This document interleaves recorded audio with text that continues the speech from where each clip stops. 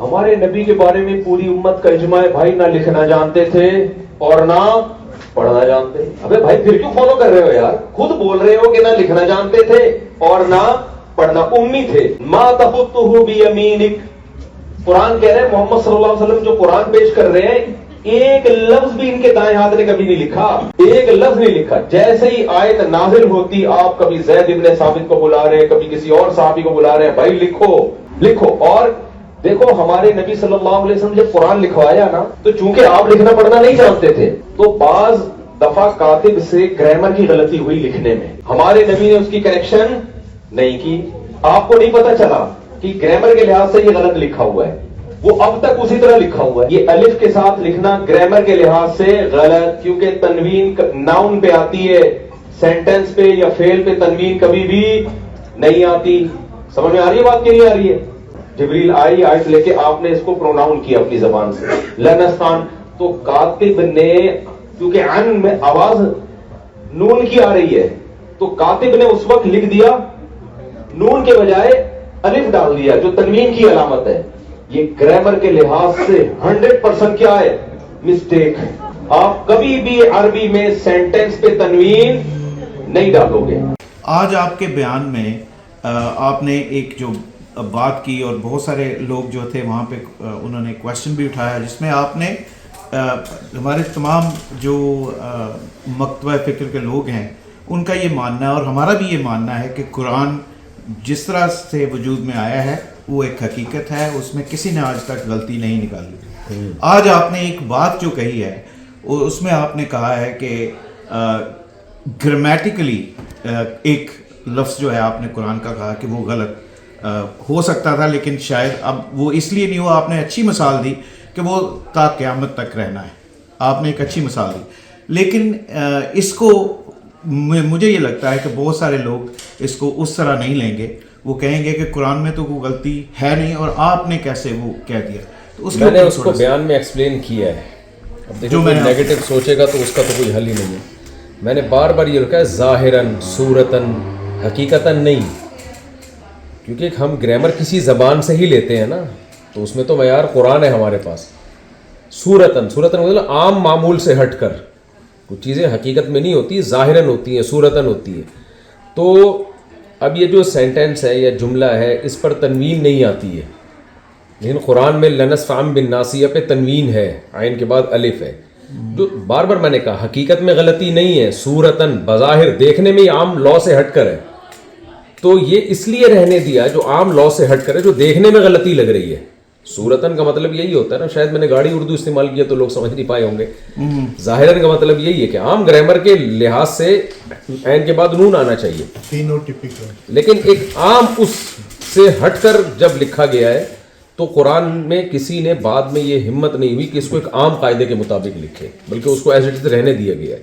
تو یہ معجزہ ہے قرآن کا کہ بھئی جو لفظ جس طرح سے لکھا گیا اس کو چینج نہیں کیا گیا. اسی کو ثابت کرنے کے لیے اس کو یہ صحابی رسول نے کاتب وحی سے نے یہ کام کیا ہے. اس کو میں نے کہا صورتاً مسٹیک ہے، ظاہراً مسٹیک ہے، حقیقت میں مسٹیک نہیں ہے، اللہ کے حکم سے ایسا ہوا ہے. آپ نے بڑی خوبصورت سی بات اس کو بتایا ہے، لیکن آپ قرآن میں یہ مسٹیک کہیں گے؟ صورتاً تو کسی بھی چیز کو، صورتاً کا مطلب کیا حقیقت نہیں ہے، دیکھنے میں لگ رہا ہے. بہت سارے مکاتبہ فکر کے لوگ اس کو صحیح نہیں مانیں گے. جو مکتبہ فکر کا تو پھڈا ہے نا، وہ تو آپ کا ایسا ہے کہ جب آپ میرے مسلک کے نہیں ہو تو گستاخ اور بے ادبیوں کے فتوے تو ہمارے یہاں ہول سیل کے حساب سے.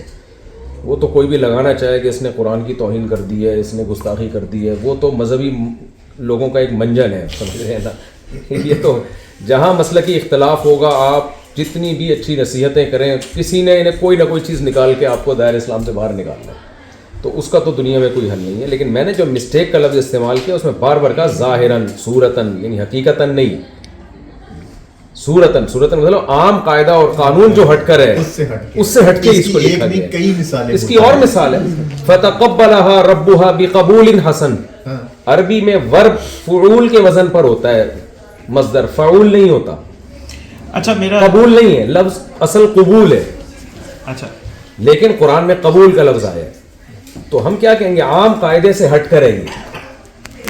اب اس کو صورتن ہم کہہ سکتے ہیں نا کہ ہم اس قاعدے سے ہٹ کریں, ورنہ اصل بات تو یہ کہ ہم گرامر تو قرآن سے لیں گے, کتابت کے طریقے ہم قرآن سے لیں گے. بے شک. تو صورتن ظاہراً کا لفظ میں بار بار اس لیے بڑھا رہا ہوں یہ بتانے کے لیے حقیقت میں نہیں ہے صورتن ظاہراً. بے شک. لیکن آپ نے ایک ایونیو کھول دی ہے جو کہ ہم کہتے ہیں کہ بہت سارے دوسرے مذاہب کے لوگ بھی ہمارے قرآن پہ کوشچن کر سکتے ہیں.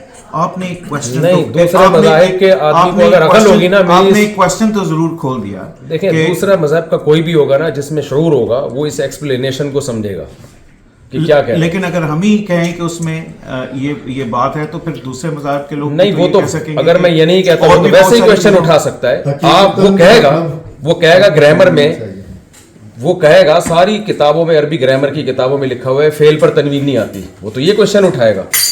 میرے بیان کے بعد تو اس کو اپنے سوال کا جواب مل جائے گا. ورنہ جس نے بھی عربی گرامر پڑھی ہے کسی غیر مسلم نے, وہ کوشچن اٹھا سکتا ہے کہ یہ فعل پر تنوین کیوں آ رہی ہے, سینٹنس پہ تنوین کیوں آ رہی ہے. میرے بیان سے تو اس کو اپنے اشکال کا جواب ملے گا. ٹھیک, یعنی میں اگر اس چیز کو ہائی لائٹ نہ کرتا تو آپ کا کیا خیال ہے, غیر مسلم عربی نہیں پڑھتے کیا؟ بہت سے عربی پڑھتے ہیں, وہ ان کو اشکال ہوگا بھائی اس پہ تو تنوین نہیں آتی ہے. وہ میرا بیان سنے گا تو اس کو اندازہ ہوگا کہ بھائی یہ صورتاً مسٹیک ہے, حقیقتاً نہیں ہے. اور اس میں حکمت کیا ہے یہ بتانا کہ جس طرح جس کاتب وحی نے جو لفظ لکھ دیا چینجنگ نہیں کی ہے کسی نے اپنی عقل کو استعمال کر کے, تو وہ اگر صحیح عقل سے سوچے گا تو وہ تو قرآن پر ایمان لے کر آئے گا کہ یار ایسی حفاظت تو دنیا میں کسی کتاب کی نہیں ہوئی ہے کہ جو عام قاعدوں سے ہٹ کر اگر کسی نے ایک الف بڑھا دیا ہے تو اس کو بھی کوئی چینج نہیں کر سکا اب تک. حضرت اس وقت تو گرامر تھی بھی نہیں, آج سے 1400 سال پہلے جب یہ قرآن مجید لکھا گیا اس وقت تو گرامر تھی بھی نہیں. گرامر دیکھیں زبان جب سے ہوتی ہے گرامر اس وقت سے ہوتی ہے, اس گرامر کے اصول وضع بعد میں ہوتے ہیں. زبان اس وقت بولی جاتی تھی تو گرامر تو ہے نہیں تھی. گرامر زبان کی محتاج. اچھا میرا ایک کوشچن ہے, اب بند کر. ٹھیک ہے, تھینک یو سو مچ, بہت شکریہ. ٹھیک ہے, تھینک یو سر, ہو گئی.